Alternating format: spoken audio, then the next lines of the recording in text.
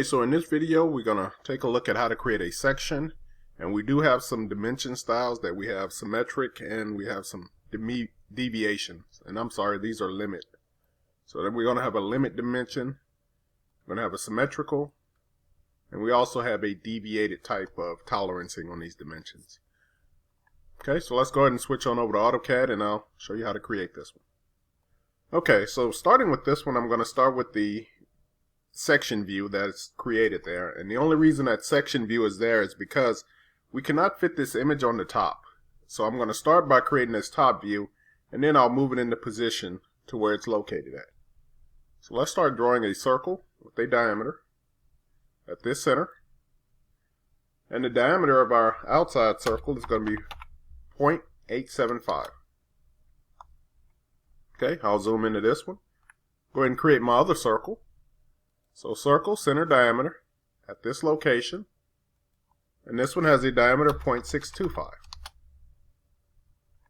The one in the middle, let's create another circle center diameter, and it has a diameter of 0.25. Okay, this one on the middle, I'll wait to create that one. So let's go ahead and start creating the bottom portion of this one. I'll start with a construction line, vertical.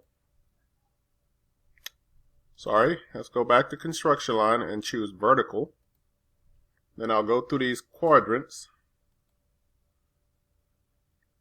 And I'm going to stay away from the center at this time. Next, I'll create a line going right across the top. Let's make sure that that line is orthoed. So I want to make sure that it's going horizontal. So I'll create that line. Next, I'll use the copy command. And remember to pick your base point anywhere. I'm going to aim in the down direction. And then I'll start typing in the dimensions that I want it to go down. So 0.562. The next one is going to be, I can choose either one of those dimensions. Let's choose the 0.812. And then the last one is 1.062. Escape. Let's go ahead and trim this up. So I'll go to trim. And I'll select my cutting edges on this one. And I'll select this top line, the bottom one, and the top one.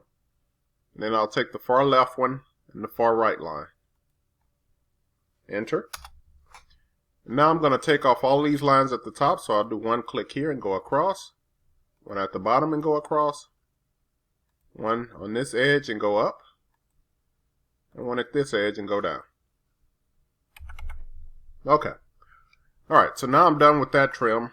I'll come back and use the trim command again. So let's go ahead and use trim. This time I'm not going to select any cutting edges. I do know that I have a center rod going right through the middle, so I'm going to trim these two lines off on that one. And then we're going to trim these lines up, so I'm starting from the very bottom and I'm just kind of walking them up. Okay, the next one, these next two lines show me where the end points are on these lines. And then finally here on the outside, I'll trim here and here, and then that'll get me to that location. Just to clean this up a little bit, I'll trim these out of the way, although we can just go ahead and erase them if you like, but I'll just trim them out just to get my basic shape.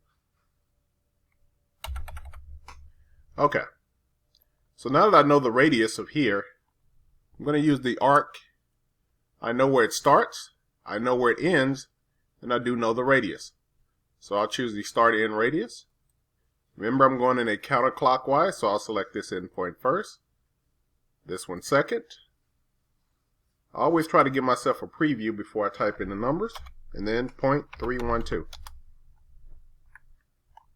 Do the same on the other side, so still using the start end radius. I'll start at the bottom, going to the top, kind of preview my arc, 0.312. Now we can go ahead and erase these lines. Let's put a chamfer along the bottom. I'll choose the distance option, 0.06, and it's going to be the exact same for the next one. So you can hit enter, and I do have multiple. And I'll go ahead and create my chamfers along these edges. Okay, let's escape and then draw one line going right across from here. Now the circle that's here at the top, that's in between here, that's a hidden circle, that's actually this bottom part here. So I'll create a circle with a 2-point option. Select this endpoint to this endpoint. Escape. And then I'll go ahead and move this. And I'm using the grips to move it to that location. Let's go ahead and bring in our A-size title block. So I'll use the classic insert command. Choose browse. Select your A-size title block. Make sure none of this is checked. And then choose OK.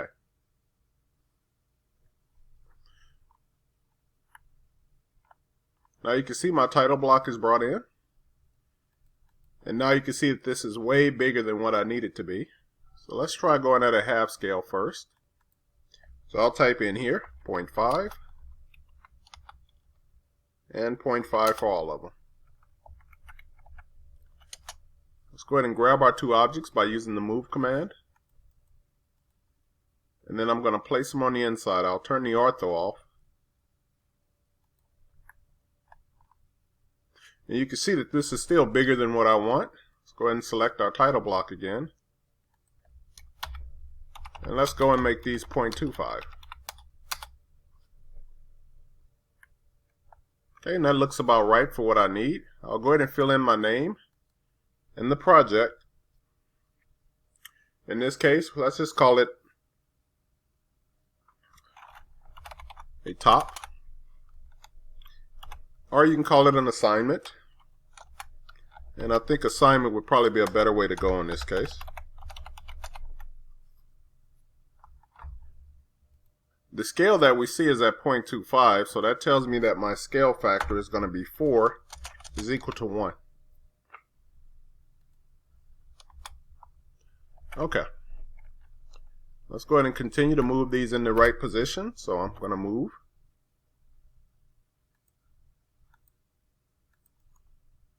And this time, since I am going to put a section along the top here, these do not have to be in line with each other anymore.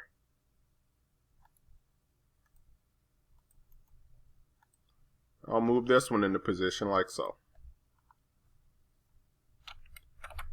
Okay, let's go ahead and adjust our line type scale. So LTS 0.25. Next thing I like to do is go ahead and put in my center marks. So I'll type in center layer command. And it says use current. I'm going to change that value to center. I'll switch over to the annotate tab. Choose center mark. I'll select this outside line and I have a center mark on the inside. Then I'll go to center line. Select these two lines. Escape, go ahead and select this line and remember to put the square on the bottom midpoint. Okay, so now let's go ahead and move this one up just to give myself a little room here at the bottom. So I'm just going to move it. It looks like it didn't select the move command, so I'm going to move these objects. Just going to move it up just a tad bit. Okay. One other thing I'm going to do is I'm going to select this circle and I'm going to put it on the correct layer, which is the hidden layer. Okay, so all my drafting part is done. I have the center lines on. Let's go ahead and take a look at our dimension style. Let's go to modify. And inside of my dimension lines, I told it that I wanted the text height to be 0.125, and the symbols and arrows, this should be sitting at 0.1875. We do have our center marks on this one, so I'll change this value to none. Underneath the Fit tab, let's make sure we set this to the correct dim style, which is 0.25. And underneath the primary unit, it looks like most of our decimals are 3 decimal places. So I'll select in the drop down here and make them 3. We do have the leading 0 suppressed, so go ahead and put a check in that box. Select OK, then close. Change the value of this to dimension layer. And now we're ready to start dimensioning. Linear. I'll select this endpoint down to this endpoint. I can choose baseline. That'll get me to the next one. Then to the next one here. Now it looks like my dimensions went the wrong way based off of that baseline. So I'm just going to pull these to the other direction.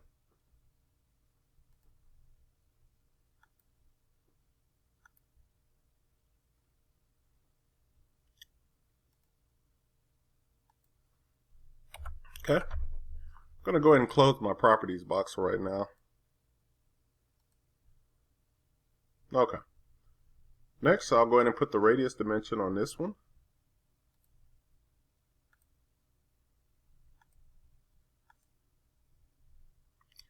This chamfer dimension we have to do with a leader, so we'll set up a leader one.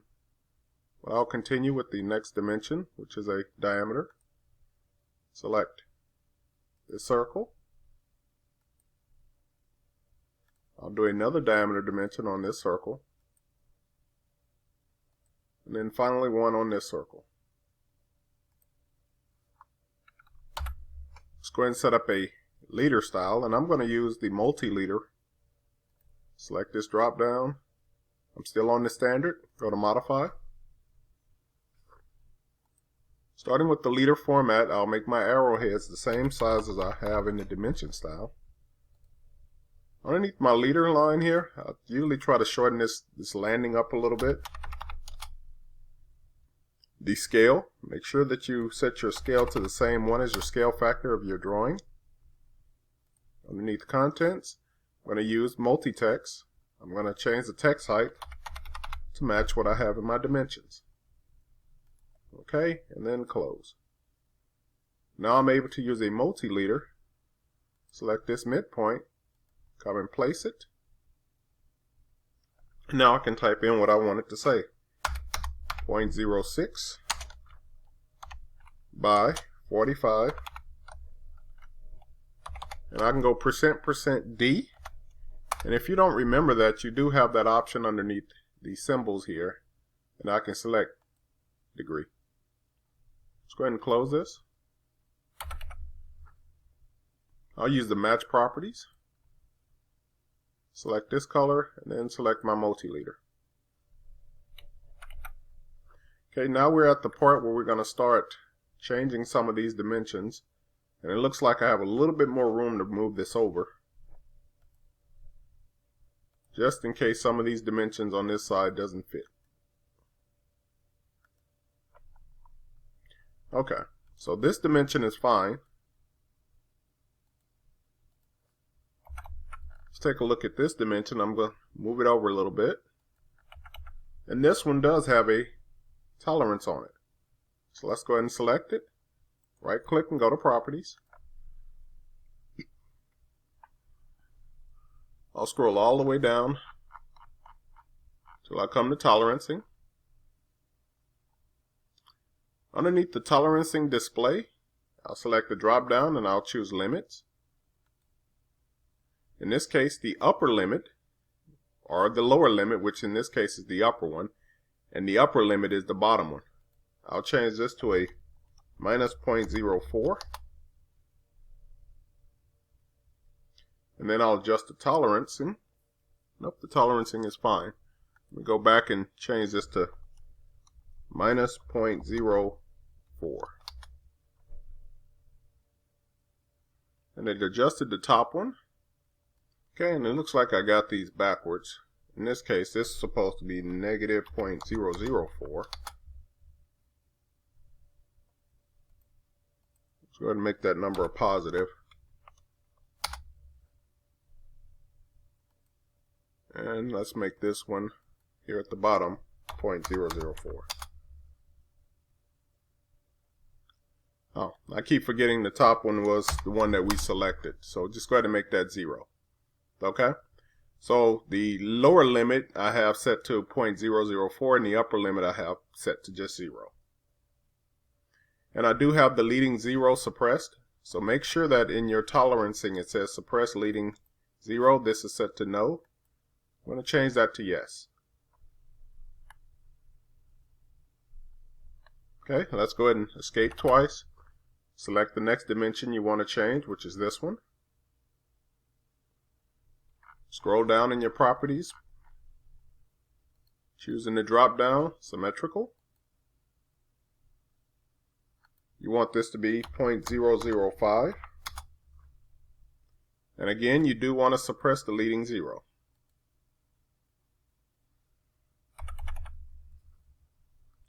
We have one more dimension here at the top. Select it. Scroll down in your properties window. And you're going to get a deviation. I have my deviation set to 3 decimal places. Let's go ahead and suppress the leading 0. And then on the plus side, which is the upper, let's go ahead and set that to 0.001. The lower one, leave that one at 0. Okay, let's escape out of this one. Let's go ahead and put the view at the bottom. So I'll use multi-line or single line text. I'll use single line. It's asking me for a justification point. I'm just going to type in MC for middle center. Hit enter. Now it's going to ask me for a middle point, and I'm just going to kind of keep it right in the middle of my shape here. The text height, I'll use the calculator, so apostrophe CAL, enter. I want my text height to be 0.1875, and I have to multiply that number by the scale factor, which is 0.25. So 0.1875 times 0.25. The height is set. My rotation angle, I'm going to leave it at 0. And once I hit enter, now it's ready to type. I'll start with a %% U space. Then I'll type in what I have. View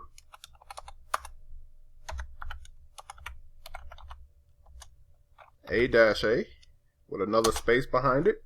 Remember, when you're using this one, click somewhere and then hit escape. Okay, let's go ahead and create our arrow over the top of this one. I'll create a line from here going up.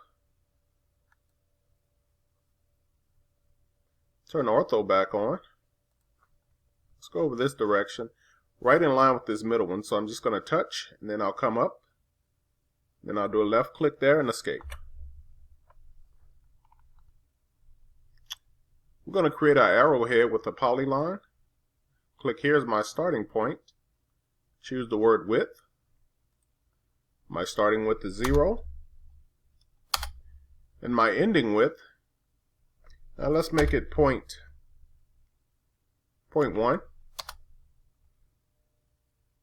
Looks like 0.1 is too big. Let's go back to the word width. Starting width will be 0. Ending width will be 0.01. And that looks a little too small. Alright, one more try. So width, 0 is the starting one.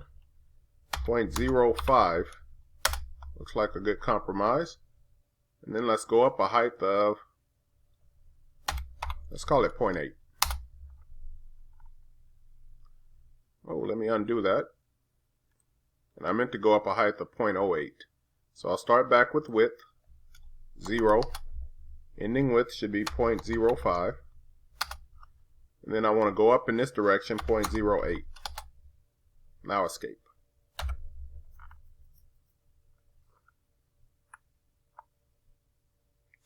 Okay. And I'm trying to decide, am I happy with the way that turned out. I do tend to like it a little bit more narrow in the back end of it. So if I select this, I can come over to the properties, and then I can adjust my ending width, which in this case, let's make it 0.03. Looks a lot better. Okay. Let's go ahead and escape. Let's use the mirror command. Select just your arrowhead and that line that's going through it. Enter. I'll go from this midpoint, run right across up to here, and enter. I'll connect those with the fillet command. So fillet. I always check my radius to make sure it's set to 0. I'll select this line and this line. We can move this line up a little bit, or these 3 lines. I'm just going to use the regular move command. Select this endpoint and move it up to that endpoint. Okay, we're going to join these lines together. So I'm going to select them. Then I'll choose the join command. Okay, so now I can select all of these. Now let's go ahead and put them on the correct layer. In this case, this goes on the phantom layer. Move it up just a little bit more so I can fit my text underneath it.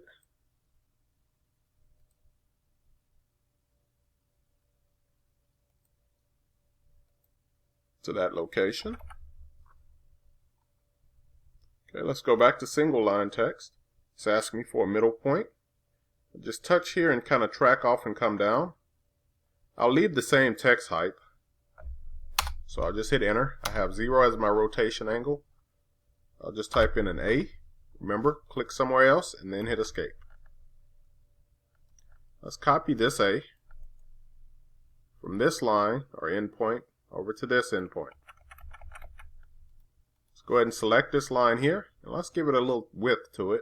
So where you see global width, let's go ahead and type in 0.01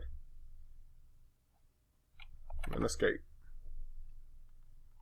Okay, so there's really no magic to creating this. You can kind of customize this a little bit more. If you think these lines are too long, I'm just going to stretch this top part down a little bit, and just to clean it up. Usually most companies or places that you'll work for, they'll have a custom style built for these section lines already. Okay, and the last thing that you can do, if you want to type in the note at the bottom that says all other 3-place decimals, and you can have the plus or minus to it. So I'll start down here in this corner, and I'm going to make it the same text height as my text. So I'll go back to single line text. And in this case, I want it to be justified by the bottom left. So I'll type in BL, enter. Select this endpoint.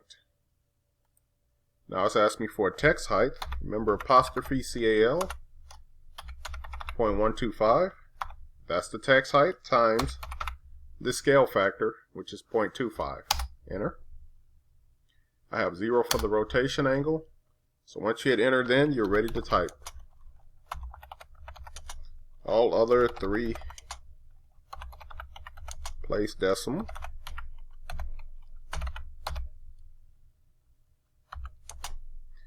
Plus or minus is percent P 0.010. Click somewhere and then hit escape. Okay, so that's everything that we needed to create this one. Okay, so I hope you enjoyed it, and if there's any confusion, you can always leave a comment or let me know. I want to thank you for watching.